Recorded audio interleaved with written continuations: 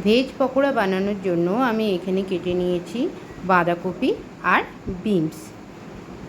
এর সঙ্গে আমি অল্প পরিমাণ একটু বেসন দিয়ে দিয়েছি এবং বেসন দেওয়ার পরে এর মধ্যে আমি দিয়ে দিচ্ছি নুন, স্বাদ মতো নুন, একটুখানি গোটা জিরে আর শুকনো লঙ্কার গুঁড়ো, আর সঙ্গে দিচ্ছি জোয়ান।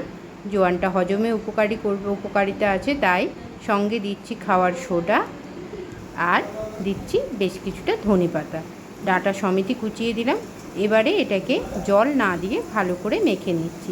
আমি কিন্তু বেশি পরিমাণ বেসনটা দিলাম না, তাহলে শুধু বেসনটাই পাওয়া যাবে, সবজিগুলো আর পাওয়া যাবে না। সেই জন্যই আমি বেসনটা অল্প করে দিয়ে মেখে নিয়েছি।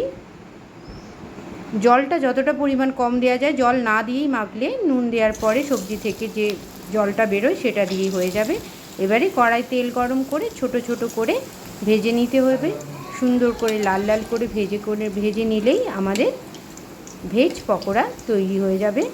ঘরে চটজলদি তৈরি করা এবং বাচ্চাদের মুখ চালানোর জন্য যে জিনিসগুলো প্রয়োজন সেগুলো তাড়াতাড়ি করে দেওয়ার জন্যই এই রকম ব্যবস্থা। তো এই সময় শীত চলে যাওয়ার সময় বাঁধাকপিগুলোই বাজারে খুব পাওয়া যাচ্ছে।